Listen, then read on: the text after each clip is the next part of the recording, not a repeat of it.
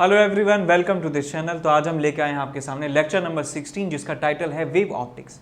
इस लेक्चर के दो सेगमेंट होने वाले हैं। पहले सेगमेंट में हम डिस्कस करेंगे इस चैप्टर से रिलेटेड जो इंपॉर्टेंट कॉन्सेप्ट्स हैं वो डिस्कस करेंगे, और उसके बाद प्रीवियस ईयर्स के क्वेश्चंस जो है हम यहाँ पे डिस्कस करने वाले हैं। दूसरे सेगमेंट में हम डेली जो है ये वीडियो डाली जाती हैं, कॉन्सेप्ट्स वाली वीडियो जो है वो होगी 8 AM पे, और PYQs वाली जो वीडियो है वो आपको देखने को मिलेगी 8:30 AM पे। ठीक, आज का लेक्चर है वेव ऑप्टिक्स, और इसके बाद कल हम डिस्कस करने वाले हैं सेंटर ऑफ मास। ठीक, आई नो थोड़ा सा डिफरेंट हो गया है जो शेड्यूल हमने आपको दिया था, लेकिन इट्स फॉर द बेस्ट। तो आगे चलते हैं, सबसे पहले पढ़ते हैं YDSC Young's double slit experiment. तो यंग्स डबल स्लिट एक्सपेरिमेंट में क्या होता है कि हमारे पास दो कोहेरेंट सोर्सेज होते हैं, दो कोहेरेंट सोर्सेज S1 और S2 दो कोहेरेंट सोर्सेज हैं, और यहां से जो वेव पहुंचती है सामने वाली स्क्रीन पर, यहां से जो वेव सामने वाली स्क्रीन पर जो पहुंचती है वो आपस में इंटरफेयर होती हैं और अलग अलग इंटेंसिटी की लाइट जो है वो प्रोड्यूस करती हैं। तो मैंने माना कि इंटेंसिटी जो S1 से निकलने वाली लाइट की है वो I0 के बराबर है, जो जनरली दोनों में हम सेम मानते हैं। यहाँ पे भी I0 इंटेंसिटी की लाइट निकलती है, यहाँ पे भी I0 इंटेंसिटी की लाइट निकलती है। जनरल मैक्सिमम क्वेश्चंस में जो है आपको यही देखने को मिलने वाला है, I0 इंटेंसिटी की लाइट आपको देखने को मिलेगी। तो क्या होता है, हम जानते हैं ये सारी ये इंटरफेरेंस वाली बातें कि यहां से यहां तक पहुंचती है लाइट, यहां से यहां तक पहुंचती है लाइट, तो कुछ ना कुछ पाथ का डिफरेंस इनके बीच में हो सकता है, और पाथ डिफरेंस के करस्पॉन्डिंग हमें इंटेंसिटीज की अलग अलग वैल्यूज जो है हमें प्राप्त होती हैं। तो मैं मान लेता हूं कि एक जनरल पॉइंट मान लेते हैं P, एक जनरल पॉइंट P यहां पे मैं मान लेता हूं। तो S1 से निकलने वाली जो लाइट है वो इस तरीके से पहुंच रही है, S2 से निकलने वाली जो लाइट है इस तरीके से पहुंच रही है, यहां पे आके वो मिल रही हैं। तो S1P माइनस S2P, ये जो क्वांटिटी होती है इसे पाथ डिफरेंस कहा जाता है, डेल्टा एक्स कहा जाता है। और डेल्टा एक्स की वैल्यू यदि lambda 0, lambda 2, lambda 3, lambda 4 lambda इस तरीके से है, तो वहां पर कंस्ट्रक्टिव इंटरफेरेंस होता है। तो क्या होता है वहां पे, कंस्ट्रक्टिव इंटरफेरेंस। ठीक, और इसको आप फेज डिफरेंस की फॉर्म में भी लिख सकते हैं। हम ये बात जानते हैं, इन जनरल भी जानते हैं कि डेल्टा फाई जो है वो क्या होता है, 2 pi by lambda into delta x. तो ये वैल्यूज आप यहाँ पे पुट करते जाएंगे तो आपको डेल्टा फाई की वैल्यू मिलने वाली है 0, 2 पाई, 4 पाई, 6 पाई, 8 पाई, इस तरीके से आपको वैल्यूज मिलने वाली हैं। तो आप समझ गए यदि यहां से वेव यहां तक पहुंच रही है, यहां से लेके यहां तक पहुंच रही है, फेजेस का डिफरेंस इतना इतना इतना है, इनमें से कोई एक है, तो वहां पे हमें कंस्ट्रक्टिव इंटरफेरेंस मिलता है, कंस्ट्रक्टिव इंटरफेरेंस हमें मिलता है। और यदि इंटेंसिटीज इनकी आपस में बराबर हैं तो रिजल्टेंट इंटेंसिटी जो होती है वो 4I0 के बराबर होती है। तो मैक्सिमम इंटेंसिटी के बराबर हमें इंटेंसिटी मिलती है कंस्ट्रक्टिव इंटरफेरेंस में, वो इंटेंसिटी 4I0 के बराबर होती है। अब यदि हम बात करें, ये बात हुई साहब आपकी कंस्ट्रक्टिव इंटरफेरेंस की। यदि हम बात करना चाहें आपके डिस्ट्रक्टिव इंटरफेरेंस की, डिस्ट्रक्टिव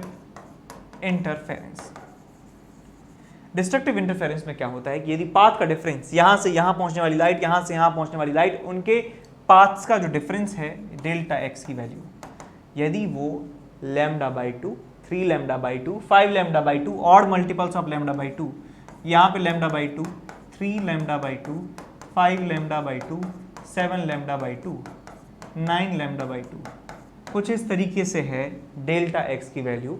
यदि मैं फेज डिफरेंस में बात करूं, डेल्टा फाई की टर्म्स में बात करूं, तो यदि आपको फेज का डिफरेंस दिख रहा है पाई, 3 पाई, 5 पाई, 7 पाई, 9 पाई, या आप ये वाला फॉर्मूला इस्तेमाल कर सकते हैं, जनरल फार्मूला है, इसका जनरल फार्मूला है, इससे आप निकाल सकते हैं डिस्ट्रक्टिव इंटरफेरेंस की कंडीशन। और यहाँ यदि वेव्स डिस्ट्रक्टिवली इंटरफेयर करती हैं तो वहाँ पर रिजल्टेंट इंटेंसिटी जो है 0 के बराबर आपको मिलती है, रिजल्टेंट इंटेंसिटी 0 के बराबर आपको मिलती है। और हम ऐसे पॉइंट को डार्क फ्रिंज कहते हैं और ऐसे पॉइंट्स को हम ब्राइट फ्रिंज कहते हैं। ठीक, तो आप यहाँ पे देखिए इस डायग्राम में दो आपके पास कोहेरेंट सोर्सेज हैं। तो कोहेरेंट सोर्सेज की कहानी है, दो कोहेरेंट सोर्सेज से निकलने वाली लाइट यदि मिलेंगी तो हमें इंटरफेरेंस पैटर्न जो है मिलने वाला है। यदि ये सोर्सेज इनकोहेरेंट होंगे तो जो रिजल्टेंट इंटेंसिटी होने वाली है वो I1 प्लस I2 के बराबर ही हमें मिलने वाली है। कोई इंटरफेरेंस पैटर्न देखने को नहीं मिलेगा, कोई इंटेंसिटी का वेरिएशन देखने को नहीं मिलेगा। सिंपल I1 प्लस I2 के बराबर इंटेंसिटी आपको मिलने वाली है यदि सोर्सेज इनकोहेरेंट हैं। अब मान लीजिए ये एक पॉइंट है, मिडिल पॉइंट है, ठीक, समझ गए। यहाँ से लेकर यहाँ तक का जो डिस्टेंस है, यहाँ से लेकर यहाँ तक का जो डिस्टेंस है वो बराबर है, तो मैं कह सकता हूँ यहाँ पे पाथ का डिफरेंस जो है 0 के बराबर होता है। तो यहाँ पे डेल्टा एक्स की वैल्यू जो है 0 के बराबर है। ठीक, डेल्टा एक्स की वैल्यू 0, हमें क्या मिल रहा है यहाँ पे कंस्ट्रक्टिव इंटरफेरेंस मिल रहा है। इंटेंसिटी कितनी मिल रही है, 4I0 के बराबर इंटेंसिटी मिल रही है और इस पॉइंट को नाम दिया जाता है सेंट्रल मैक्सिमा। इसको क्या कहते हैं, सेंट्रल मैक्सिमा या सेंट्रल ब्राइट फ्रिंज भी इसे कहा जाता है, वो नाम भी याद रखें, सेंट्रल ब्राइट फ्रिंज। अब इसके बाद एक दूसरा पॉइंट है और यहाँ पर यदि पाथ डिफरेंस 0 हुआ है तो पाथ डिफरेंस कहीं λ/2 लैम्डा के बराबर भी रहा होगा। तो delta x equal to lambda, मैंने मान लिया पॉइंट यहाँ पर है। तो यहाँ पे भी कंस्ट्रक्टिव इंटरफेरेंस होने वाला है, इंटेंसिटी 4I0 के बराबर मिलने वाली है। इसे फर्स्ट मैक्सिमा कहा जाता है, फर्स्ट मैक्सिमा कहते हैं। उसके बाद पाथ का डिफरेंस जो है 2 लैम्डा के बराबर भी रहा होगा, यहाँ पे भी इंटेंसिटी 4I0 के बराबर होगी। इसे सेकंड मैक्सिमा कहा जाता है या सेकंड ब्राइट फ्रिंज कहा जाता है। इसके बाद डेल्टा एक्स की वैल्यू जो है 3 लैम्डा भी कहीं रही होगी और जैसे जैसे ऊपर जाते जाएंगे हमें पाथ डिफरेंस की जो अगली वैल्यूज हैं वो मिलती जाएंगी। तो हम कह सकते हैं कि यहाँ पे सेंट्रल मैक्सिमा है, इसके बाद first maxima, second maxima, third maxima, fourth maxima, fifth maxima, 6th 7th 8th 9th 10th 11th maxima आपको मिल जाते हैं। यहाँ पे इंटेंसिटी 4I0 और इसको थर्ड मैक्सिमा कहा जाता है। अब जो सिचुएशन इस पॉइंट से ऊपर की है वही सिचुएशन इस पॉइंट से नीचे भी आपको मिलने वाली है। यहाँ पे डेल्टा एक्स की वैल्यू लैम्डा मिलेगी आपको, डेल्टा एक्स की वैल्यू 2 लैम्डा मिलेगी और डेल्टा एक्स की वैल्यू जो है यहाँ पे आपको 3 लैम्डा भी मिलने वाली है। Delta x is equal to 4 lambda. तो ये सारे नाम जो है यहाँ पे रिपीट हो जाएंगे आपके पास। यहाँ पे इंटेंसिटी 4I0, इसे भी फर्स्ट मैक्सिमा कहा जाता है। ये फर्स्ट मैक्सिमा इसके नीचे है, ये फर्स्ट मैक्सिमा ऊपर वाला है। दो आपको फर्स्ट मैक्सिमा यहाँ पे मिलेंगे इस पूरी लाइन पर। यहाँ पे भी 4I0, यहाँ पे भी 4I0, यहाँ पे भी 4I0 आपको इंटेंसिटी मिलती है। पाथ डिफरेंस लिख लिए, फेज डिफरेंस भी याद होने चाहिए। यहाँ पे यदि 0 है पाथ डिफरेंस तो यहाँ फेज का डिफरेंस भी 0 होता है। डेल्टा फाई कितना है, 0। यहाँ कितना है डेल्टा फाई दोस्तों, delta phi is equal to बोलो 2 लैम्डा 2 पाई। यहाँ पे फेज का डिफरेंस कितना है, 4 पाई। यहाँ पे फेज का डिफरेंस कितना है, delta phi is equal to 6 pi. तो 0 2 पाई 4 पाई 6 पाई, ऐसे हमें इवन मल्टीपल्स ऑफ पाई के बराबर जो है फेज का डिफरेंस हमें मिलता है। अब हम बात करते हैं डिस्ट्रक्टिव इंटरफेरेंस की। अब डिस्ट्रक्टिव इंटरफेरेंस में क्या है साहब, डिस्ट्रक्टिव इंटरफेरेंस में क्या है कि पाथ डिफरेंस यहाँ पे 0 है, पाथ डिफरेंस यहाँ पे लैम्डा है। तो एक ऐसा पॉइंट भी होगा जहाँ पे पाथ डिफरेंस λ/2 के बराबर है, तो वो पॉइंट हमें मिलता है यहाँ पे पाथ का जो डिफरेंस है delta x is equal to λ/2 के बराबर है। एक पॉइंट यहाँ पे भी मिलेगा जहाँ पे पाथ का डिफरेंस λ/2 के बराबर है। यहाँ पे इंटेंसिटी जो है 0 के बराबर होती है, इंटेंसिटी 0 के बराबर होती है। इनका नाम फर्स्ट मिनिमा होता है। यहाँ पर जो है हमें सेंट्रल मिनिमा नाम का कोई भी चीज़ नहीं मिलती है, इसे फर्स्ट मिनिमा कहा जाता है या इसे डार्क फ्रिंज कहा जाता है। First dark fringe, first minima, इसे भी क्या कहेंगे, फर्स्ट मिनिमा। और यहाँ पे फेज का डिफरेंस कितना रहा होगा, पाई के बराबर। यहाँ पे डेल्टा फाई की वैल्यू कितनी रही होगी, delta phi is equal to pi और delta phi is equal to pi. ऐसे ही आगे आप इसे कंप्लीट कर सकते हैं पजल को।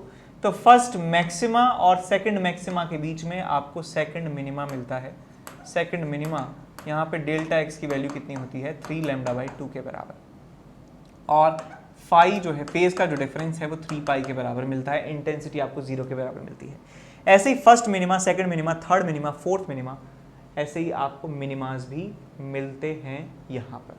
ठीक, अब हम चलते हैं आगे। ये आपने पैटर्न देख लिया। यहाँ पे देखिए, यहाँ पे इंटेंसिटी 4I0 है, यहाँ पे इंटेंसिटी 0 है। तो यहाँ पे डार्क, यहाँ पे bright dark, bright dark, bright dark, bright dark, और उसके बीच में उन ब्राइट और डार्क के बीच की इंटेंसिटीज आपको मिलती हैं continuously decreasing from maxima to minima आपको मिलता है। तो ये जो पैटर्न है ये आपका इंटरफेरेंस पैटर्न है। इस एक्सपेरिमेंट में यही दिखाया गया था। अब हम आगे चलते हैं, कुछ फॉर्मूलेज की बात करते हैं। फॉर्मूलेज कैसे कैसे हैं कि दो कंजिक्यूटिव ब्राइट फ्रिंजेस और दो कंजिक्यूटिव डार्क फ्रिंजेस के बीच की सेपरेशन जो होता है उसे फ्रिंज विड्थ कहा जाता है। तो यहां पे हम लिखते हैं फ्रिंज विड्थ जिसका सिंबल है बीटा, और इसका मतलब होता है कि कंजिक्यूटिव मैक्सिमास, कोई से भी मैक्सिमास हो कंजिक्यूटिव होने चाहिए, फर्स्ट या सेकंड या थर्ड, n और n+1, कोई से भी कंजिक्यूटिव मैक्सिमा या कोई भी कंजिक्यूटिव मिनिमास के बीच का सेपरेशन जो होता है वो बीटा के बराबर होता है। बीटा की जो वैल्यू होती है वो लैम्डा दीदी के बराबर होता है। याद रखने का तरीका मैं आपको बताऊं, आप दीदी जो है, आपकी बड़ी बहन जो है, उसका नाम कैसे लिखेंगे, DI। पहला लेटर जो है कैपिटल होगा, तो जैसे दीदी में पहला लेटर कैपिटल है, दूसरा स्मॉल है, तो ऐसे ही लिखते समय भी पहले कैपिटल फिर स्मॉल, पहले कैपिटल फिर स्मॉल। आप पहले न्यूमरेटर लिखते होंगे ना मैक्सिमम लोग, फिर डिनोमिनेटर लिखते हैं, तो ये ट्रिक आपके लिए काम करेगी। तो लैम्डा दीदी जो है वो फ्रिंज विड्थ होती है, यानी कि वो किन्हीं भी दो मैक्सिमास के बीच का सेपरेशन या किन्हीं भी दो मिनिमास के बीच का सेपरेशन ये होता है। तो कोई आपसे पूछे कि सेंट्रल मैक्सिमा और थर्ड मैक्सिमा के बीच का सेपरेशन कितना है, तो सेंट्रल और थर्ड के बीच में हम बता सकते हैं 3 बीटा के बराबर जो है सेपरेशन होने वाला है। तो इस तरीके से बीटा का इस्तेमाल किया जाता है। अब होता है एक एंगुलर फ्रिंज विड्थ, एक होता है एंगुलर फ्रिंज विड्थ, उसको कई कई जगह ओमेगा से रिप्रेजेंट करते हैं, कई कई जगह उसको थीटा से रिप्रेजेंट करते हैं। तो ये ओमेगा है और इसका मतलब होता है कि fringe width divided by T, और ये आपको मिलता है लैम्डा अपॉन डी के बराबर। तो बेसिकली ये एंगुलर सेपरेशन है दो कंजिक्यूटिव मैक्सिमा तो दो कंजिक्यूटिव मिनिमास के बीच का। ठीक है, ये आपके पास है, ये मान लीजिए यहाँ से लेके यहाँ तक का जो डिस्टेंस है वो बीटा के बराबर है, तो ये कितना एंगल यहाँ पे बना रहा है, बेसिकली ये एंगल है। ठीक है, ये आपका ओमेगा है। इसको मान लीजिए आर्क लेंथ है और ये रेडियस है, सो आर्क बाय रेडियस जो है एंगल आपको मिल जाता है। ठीक, कैपिटल डी आप जानते ही होंगे, capital D is the separation between the slit plane and screen के बीच का सेपरेशन कैपिटल डी के बराबर होता है, और ये जो है स्मॉल डी के बराबर होता है। स्मॉल डी इसको कहते हैं, ये कैपिटल डी होता है, और हम जो फॉर्मूले यूज़ कर रहे हैं उनमें कैपिटल डी की वैल्यू जो है बहुत ज़्यादा है as compare to small D. Small D बहुत छोटा है compare to capital D. Capital D, small D is much less than capital D. ठीक है साहब, अब स्लिट विड्थ की बात कर लेते हैं। स्लिट विड्थ जो है ये प्रोपोर्शनल होती है इंटेंसिटी की। तो यदि स्लिट विड्थ को हम बढ़ा देते हैं तो इंटेंसिटी जो हमें मिलती है वो ज़्यादा हो जाती है। तो यहाँ पे आप लिख भी सकते हैं कि स्लिट का जो एरिया है, स्लिट का जो विड्थ है इंक्रीजेस, तो इंटेंसिटी जो होती है, इंटेंसिटी ऑफ इंटरफेरेंस पैटर्न जो है वो इंक्रीज हो जाती है। ये वाला रिजल्ट आप याद रखें।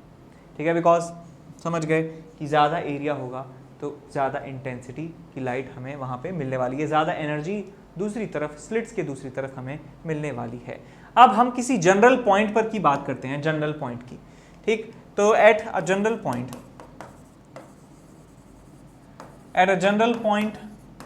P, जो पाथ का डिफरेंस होता है उसका फॉर्मूला होता है d sin थीटा, या इसे आप d tan थीटा लिख सकते हैं, d tan थीटा, और इसकी वैल्यू होती है dy बाय कैपिटल D।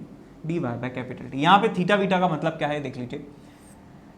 ये मान लीजिए आपके सामने स्लिट है इस तरीके से, और ये इनका ये वाला पॉइंट है, यहाँ पे पॉइंट P है। तो ये जो एंगल बन रहा है साहब, यहाँ से ये जो एंगल बन रहा है ये एंगल है थीटा के बराबर, ये जो है कैपिटल D के बराबर है, और ये जो है स्मॉल d के बराबर है। या आप ऐसे याद रख सकते हैं कि ये डिस्टेंस यदि y के बराबर है, सो d small d y divided by d is the path difference की वैल्यू।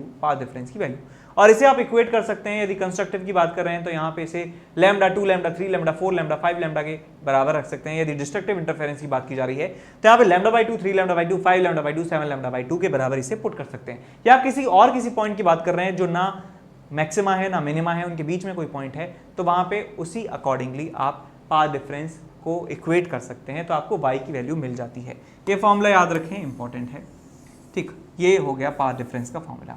और यदि किसी रिजल्टेंट पॉइंट पर, किसी पॉइंट पर, जनरल पॉइंट पर आपको इंटेंसिटी निकालनी है, तो रिजल्टेंट इंटेंसिटी का फॉर्मूला आपको याद होना चाहिए। इंटरफेरेंस वाले टॉपिक में जो हमने वेव्स में पढ़ाया था, आपने अभी तक नहीं पढ़ा है तो वेव्स वाली जो वीडियोस हैं वो आप ज़रूर जाके देखिए, इस चैनल पर प्लेलिस्ट बनी हुई है।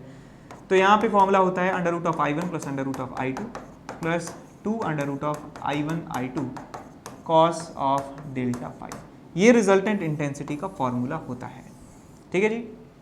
और क्योंकि हमारे एक्सपेरिमेंट में हमने ये मान लिया था कि दोनों सोर्सेज की इंटेंसिटी I0 के बराबर है, तो ये यदि फॉर्मूला आपको बन जाता है, यदि I1 की वैल्यू I2 की वैल्यू के बराबर है तो ये फॉर्मूला बन जाता है I resultant is equal to I0 4I0 cos square delta phi by 2। ये रिजल्ट जो है आपको यहाँ पे देखने को मिलता है 4I0 cos square delta phi by 2। इसको चेक भी कर सकते हैं, ऐसी जगह जहाँ पे फेज का डिफरेंस जीरो है, यानी कि सेंट्रल पोजीशन की बात कर रहे हैं, तो इसको जीरो पुट कर दीजिए तो 4I0 आपको मिल जाएगा, यानी कि आपको मैक्सिमम इंटेंसिटी सेंट्रल मैक्सिमा पे मिल रही है 4I0 cos square delta phi by 2। और आपको ये रिलेशन पता होना चाहिए कि delta phi is equal to 2 pi by lambda into delta x. ये रिलेशन भी आप हमेशा हर जगह लगा सकते हैं। ठीक है, ये बात समझ में आपको आ गई। तो आगे हम इसके बाद पढ़ने जा रहे हैं, ये मॉडिफाइड कुछ सेटअप्स हैं हमारे पास YDSC एक्सपेरिमेंट्स के, उनको एक बार नज़र देख लेते हैं, नज़र डाल लेते हैं उस पर। तो सबसे पहले हमारे पास होता है कि यदि पूरे सिस्टम को, पूरे YDSC एक्सपेरिमेंट को यदि हम डुबो देते हैं एक मीडियम में, और जिस मीडियम का रिफ्रैक्टिव इंडेक्स म्यू के बराबर है, तो क्या क्या फ़र्क चीज़ों पे पड़ता है, ये हम यहाँ पे देखने वाले हैं। तो यहाँ पे हम लिखते हैं कि whole YDSC experiment, whole experiment YDSC is taken to a medium of refractive index mu, refractive index mu। तो क्या क्या होने वाला है, तो हम ये बात जानते हैं कि म्यू जो है उसको डिफाइन किया जाता है कि speed of light in vacuum divided by speed of light in medium. So C by V के बराबर जो है म्यू को डिफाइन किया जाता है, और हम जानते हैं V is equal to f lambda होता है, यानी स्पीड जो है वो प्रोपोर्शनल टू लैम्डा होती है। तो मैं इसको ऐसे भी लिख सकता हूं कि lambda in vacuum divided by lambda in medium. तो यहां से आप ये बता सकते हैं कि लैम्डा इन मीडियम, जो नए मीडियम में जो वेवलेंथ चेंज होगा, और वो चेंज किस तरीके से होगा कि वो हो जाएगा लैम्डा अपॉन म्यू के बराबर। तो हमारे जितने भी फॉर्मूले हैं जहां पे लैम्डा आपको मिल रहा है, वहां आप लैम्डा को रिप्लेस कर दीजिए लैम्डा बाय म्यू से। Lambda in air divided by refractive index से आप रिप्लेस कर देंगे, आपको सारे रिजल्ट्स मिल जाएंगे। तो आप गिनिए कौन कौन से रिजल्ट्स आप चेंज करने वाले हैं। तो सबसे पहले हमारे पास होता है फ्रिंज विड्थ, हमारे पास होता है फ्रिंज विड्थ, और फ्रिंज विड्थ का फॉर्मूला क्या होता है, beta is equal to lambda D होता है। तो इसको आप लिख सकते हैं लैम्डा दी, नीचे जो है म्यू आपको मिलने वाला है, लैम्डा की जगह हमने लैम्डा बाय म्यू लिख दिया है। और यहाँ पे एंगुलर फ्रिंज विड्थ है वो भी चेंज हो जाएगी, एंगुलर फ्रिंज विड्थ, और ये ओमेगा आपको मिलने वाला है लैम्डा बाय म्यू डी के बराबर। और क्या चेंज होने वाला है कि हमारी जो कंडीशंस हैं कंस्ट्रक्टिव और डिस्ट्रक्टिव इंटरफेरेंस की, वो यहाँ पे चेंज होने वाली हैं। तो हम जानते हैं कि कंस्ट्रक्टिव इंटरफेरेंस की कंडीशन है, तीसरा नंबर का जो पॉइंट है कंस्ट्रक्टिव इंटरफेरेंस। इंटरफेरेंस में क्या होता था कि डेल्टा एक्स की वैल्यू जो है वो 0, लैम्डा, 2 लैम्डा, 3 लैम्डा, 4 लैम्डा होती थी, वो अब lambda by mu, 2 lambda by mu, 3 lambda by mu इस तरीके से होने वाली है। डेल्टा एक्स की value lambda by mu, 2 lambda by mu, 3 lambda by mu and so on, इस तरीके से होनी चाहिए कंस्ट्रक्टिव इंटरफेरेंस में। और डिस्ट्रक्टिव इंटरफेरेंस में, डिस्ट्रक्टिव इंटरफेरेंस में क्या होना चाहिए, डेल्टा एक्स की value lambda by 2 mu, 3 lambda by 2 mu और 5 lambda by 2 mu and so on, इस तरीके से आपको डिस्ट्रक्टिव इंटरफेरेंस की कंडीशन मिलती है। तो यदि हम यहाँ पे और एक बात ध्यान से देखें कि फ्रिंज विड्थ जो है उसमें नीचे आ चुका है म्यू, और म्यू हम जानते हैं हमेशा 1 से ज्यादा होता है। क्यों होता है 1 से ज्यादा, because speed of light in that medium, in any medium can not be greater than the speed of light in vacuum. तो इसका मतलब v हमेशा छोटा होगा c से, c हमेशा ज्यादा होगा v से, इसका मतलब ये वाली क्वांटिटी 1 से ज्यादा होगी, ये वाली क्वांटिटी 1 से ज्यादा होगी। तो मैं कह सकता हूँ फ्रिंज विड्थ है जो है वो कम हो चुकी है, फ्रिंज विड्थ कम हो चुकी है, यानी कि मैक्सिमा और मिनिमास की जो लोकेशंस हैं वो अब नीचे आ चुकी हैं closer to the central maxima. तो हमारा जो पूरा इंटरफेरेंस पैटर्न है वो सिकुड़ जाता है, वो कंप्रेस हो जाता है। ठीक है, ये बात आप यहाँ पे याद रखेंगे, ऐसा क्वेश्चंस भी आ रखा है। इसके बाद दूसरा मॉडिफिकेशन यहाँ पे हम देखते हैं, यदि एक स्लैब हम लगा देते हैं किसी एक स्लिट के आगे, glass slab is placed in front of slit। किसी भी एक स्लिट के आगे हम यदि लगा देते हैं एक ग्लास स्लैब तो क्या होता है। मान लीजिए यहाँ पे आपके पास जो स्लिट है, स्लिट S1 और S2, यहाँ पे मैंने एक T थिकनेस की और रिफ्रैक्टिव इंडेक्स म्यू वाली एक स्लैब यहाँ पे लगा दी। तो सुनिए क्या होता है, तो इनकी जो सेंट्रल पोजीशंस थी ना, इनकी जो सेंट्रल पोजीशंस थी जहां पे हमें सेंट्रल मैक्सिमा मिल रहा था, वहां पे अब हमें सेंट्रल मैक्सिमा नहीं मिलता है। वहां पे आपको जो पाथ का डिफरेंस मिलता है वो मिलता है t इंटू म्यू माइनस 1 के बराबर। ये जो आपकी ओल्ड सेंट्रल मैक्सिमा वाली पोजीशन है, यहाँ पे आपको अब इतना पाथ डिफरेंस मिलता है, और जिस तरफ हमने जो है स्लैब लगाई है उस तरफ ही हमारा पूरा पैटर्न शिफ्ट हो जाता है। यानी कि अब आपको जो डेल्टा x की वैल्यू 0 मिलने वाली है वो पॉइंट कहीं यहाँ पर मिलता है आपको। ठीक, तो ये इस जगह पर आपको जो टोटल पाथ डिफरेंस है 0 मिलेगा, आपको नए सेंट्रल मैक्सिमा यहाँ पर मिलेगा, सेंट्रल मैक्सिमा यहाँ पे मिलेगा। मैं मान लेता हूँ ये डिस्टेंस x0 के बराबर है, तो x0 डिस्टेंस से आपका पूरा का पूरा पैटर्न जो है इंटरफेरेंस पैटर्न वो शिफ्ट हो जाता है। पुराना पैटर्न क्या था, पुराना पैटर्न था हमारे पास ये वाला, तो पूरा का पूरा पैटर्न जो है वो उस तरफ शिफ्ट हो जाता है जिस तरफ हमने स्लैब लगाई है। तो यहाँ पे हम लिखते हैं whole pattern, whole interference pattern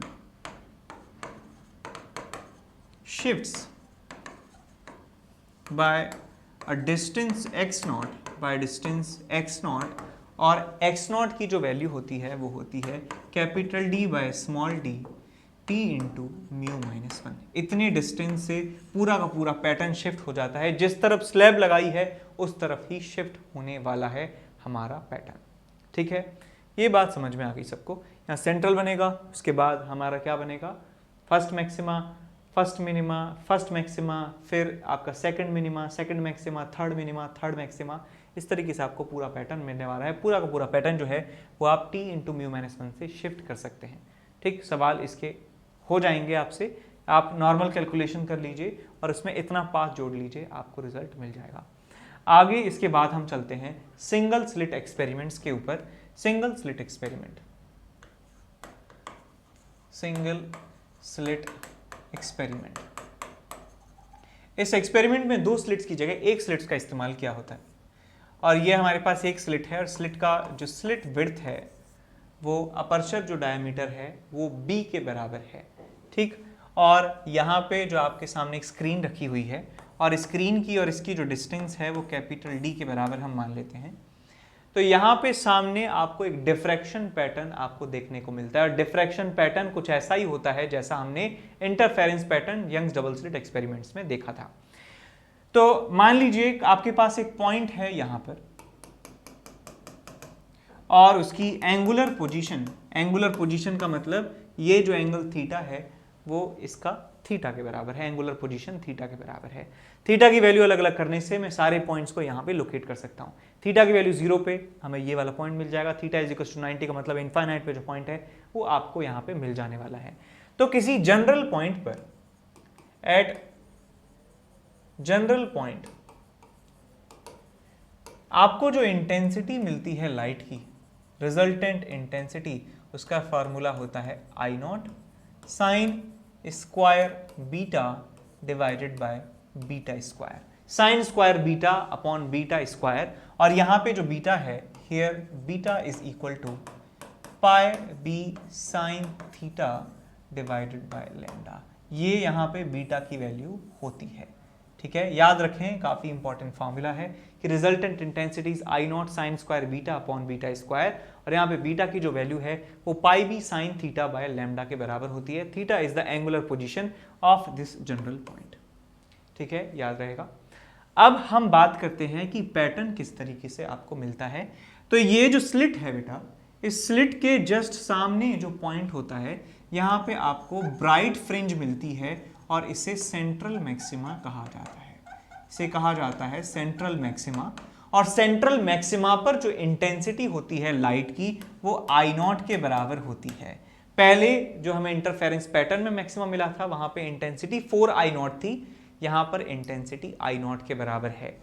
और इसके बाद हमें मिलता है फर्स्ट मिनिमा, उसके बाद हमें मिलता है फर्स्ट मिनिमा, और फर्स्ट मिनिमा पर जो इंटेंसिटी होती है वो 0 के बराबर आपको मिलती है। इसके नीचे फिर से हमें एक फर्स्ट मिनिमा मिलता है, फर्स्ट मिनिमा, और यहाँ पे इंटेंसिटी अगेन हमें I की वैल्यू 0 के बराबर मिलती है। इसके बाद हमें फर्स्ट मैक्सिमा मिलता है, यहाँ पे मिलता है हमें फर्स्ट मैक्सिमा। और फर्स्ट मैक्सिमा के बारे में आपको बताऊं कि यहाँ पे इंटेंसिटी I0 भी नहीं मिलती है, हमें यहाँ इंटेंसिटी मिलती है I0 अपॉन 22 के बराबर। और ऐसे ही हमें ऊपर मिलता है फर्स्ट मैक्सिमा, फर्स्ट मैक्सिमा, और यहाँ पे इंटेंसिटी जो है वो I0 बाय 22 के बराबर आपको मिलती है। इसके बाद हमें इसके बाद मिलता है आपको second maxima, second minima sorry, और यहाँ पे इंटेंसिटी मिलती है 0 के बराबर।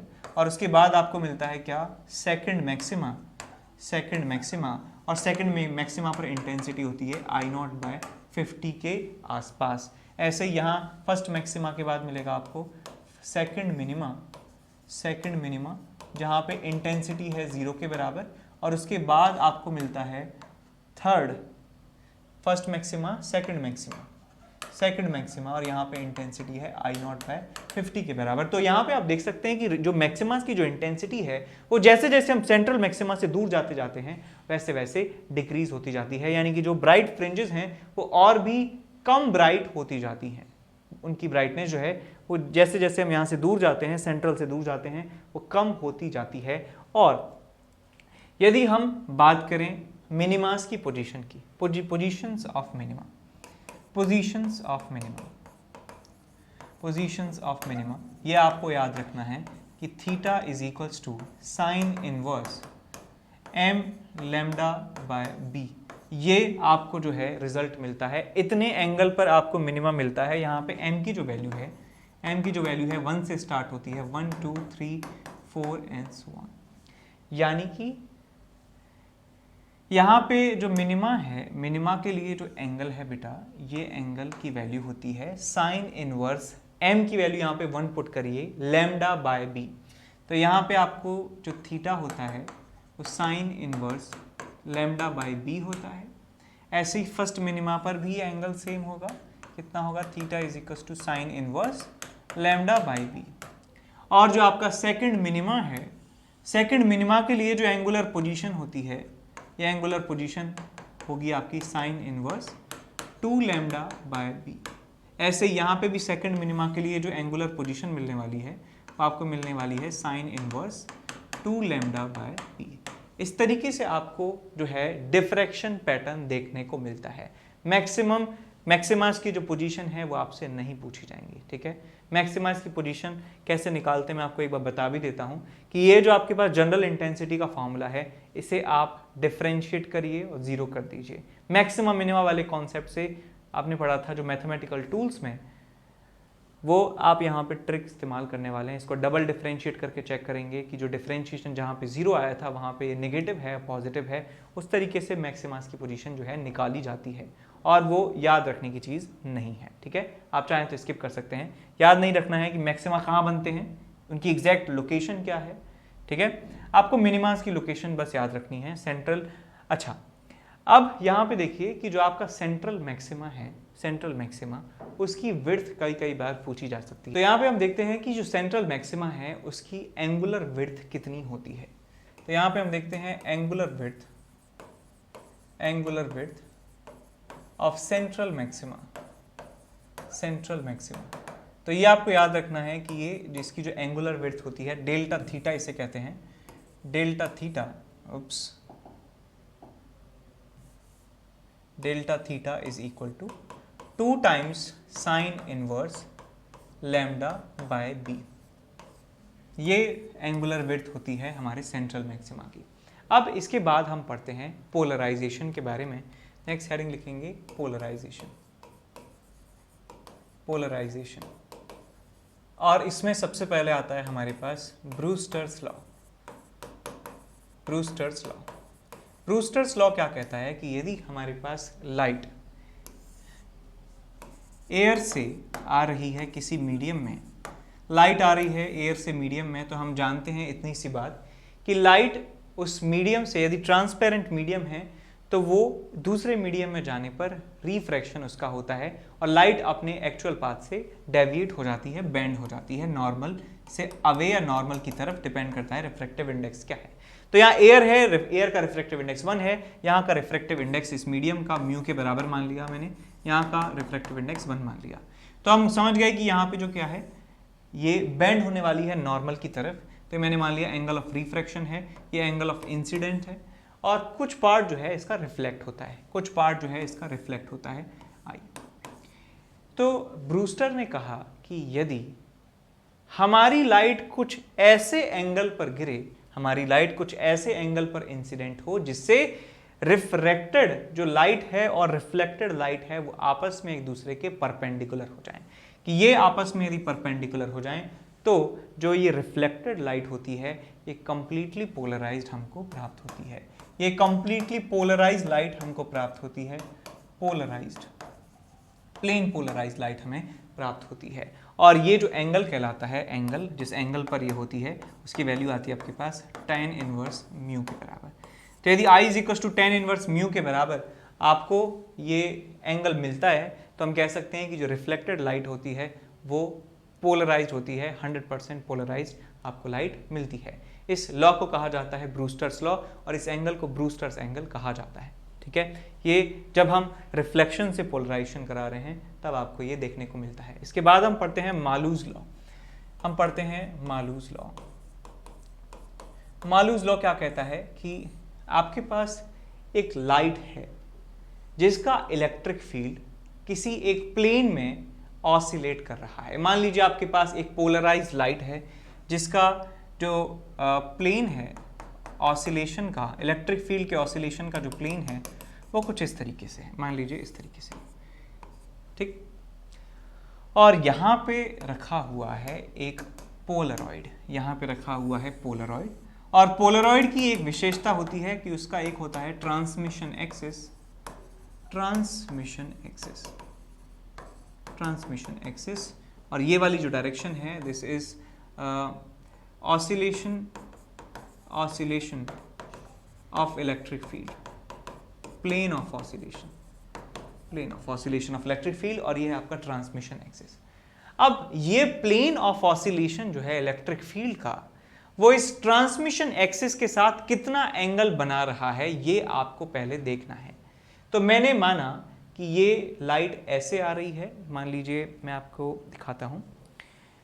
आपके पास ये एक नोटबुक है, ठीक है, आपके पास एक नोटबुक है और मान लीजिए इसमें ये जो है ट्रांसमिशन एक्सिस है, ये ट्रांसमिशन एक्सिस है कुछ इस तरीके से सीधा, ये ट्रांसमिशन एक्सिस है, ठीक है। तो यदि लाइट का जो ऑसिलेशन का जो प्लेन है वो इससे कुछ एंगल बनाता है, एंगल बनाता है इस तरीके से, लाइट आ रही है इस तरीके से, लाइट का जो प्लेन ऑफ ऑसिलेशन है ये, और लाइट यदि इस तरीके से आ रही है, इस ट्रांसमिशन एक्सिस से कुछ एंगल बना रही है, ट्रांसमिशन एक्सिस से कुछ एंगल बन रहा है, ये वाला एंगल, ये एंगल पहले हमें देखना है। तो मैंने माना कि ये एंगल जो है वो थीटा के बराबर है, ये वाला जो एंगल है ट्रांसमिशन एक्सिस का लाइट के प्लेन ऑफ ऑसिलेशन से वो थीटा के बराबर है। तो जो लाइट इसके पार जाती है, जो लाइट इसके पार जाती है उस लाइट की जो इंटेंसिटी है आई जो है, मान लीजिए इसकी इंटेंसिटी आई मान लेता हूँ, इसकी इंटेंसिटी आई नॉट मान लेता हूँ, इसकी इंटेंसिटी आई मान लेता हूँ, तो आई की वैल्यू जो होती है वो आई नॉट कॉस स्क्वायर थीटा के बराबर होती है। यहाँ पे जो इंटेंसिटी ऑफ लाइट आपको मिलेगी उसकी value I naught cos square theta के बराबर होती है। ये आपको याद रखना है, where theta is angle between, theta is angle between plane of oscillation, plane of oscillation of electric field and transmission axis, transmission axis, transmission axis, ठीक, याद रहेगा आपको। और एक और चीज आपको याद रखनी है कि कि यदि आपके पास एक अनपोलराइज लाइट है, यदि आपके पास एक अनपोलराइज लाइट है, अनपोलराइज लाइट है और इसको यदि पास किया जाता है किसी एक पोलरॉइड से, तो हमें जो इंटेंसिटी ट्रांसमिटेड लाइट की मिलने वाली है वो इंटेंसिटी मिलती है I0/2 के बराबर। यदि इसकी इंटेंसिटी I0 है तो हमें आधी ही इंटेंसिटी दूसरी तरफ मिलती है। ये बात याद रखें। ये अनपोलराइज लाइट यदि I0 इंटेंसिटी से आता है तो I0/2 हमको मिलता है। और यदि आपके पास पोलराइज लाइट है जिसका plane of oscillation of electric field makes an angle theta with the transmission axis of this polariser, so final the transmitted light का जो इंटेंसिटी है I, वो I0 into cos square theta के बराबर होता है। ठीक है। हेलो बच्चों, जो 11th से 12th मूविंग स्टूडेंट्स हैं और जो इस साल IIT JEE एडवांस क्रैक करना चाहते हैं बच्चों, उनके लिए बहुत ही बेहतरीन बैच स्टार्ट होने वाला है अनअकैडमी पे, इवॉल्व बैच, जो कि 7 अप्रैल से स्टार्ट हो रहा है। यानी कि JEE 2022 में जिनको अपना एग्ज़ाम देना है उनके लिए बैच है। ठीक है बच्चों। और इस बैच में पढ़ाने वाली जो टीम है वो कोटा की टॉप फैकल्टीज़ की टीम है। ठीक है ना, सभी टीचर्स कोटा की टॉप फैकल्टी हैं और इस साल यानी कि इस करंट ईयर में इस टीम ने बेस्ट रिजल्ट दिए हैं और ये अनअकैडमी की नंबर 1 टीम है बच्चों। तो मैं आपको यही कहूँगा कि ये बैच आपके लिए बहुत ही बेनिफिशियल है और जब भी आप इसको सब्सक्राइब करोगे तो NKC सर लाइव करके कोड डालना मत भूलिएगा, उससे आपको 10% का डिस्काउंट मिलेगा। ठीक है बच्चों, जल्दी से जल्दी इस बैच को ज्वाइन कर लीजिए, ये आपके लिए बहुत ही बेनिफिशियल प्रूव होगा।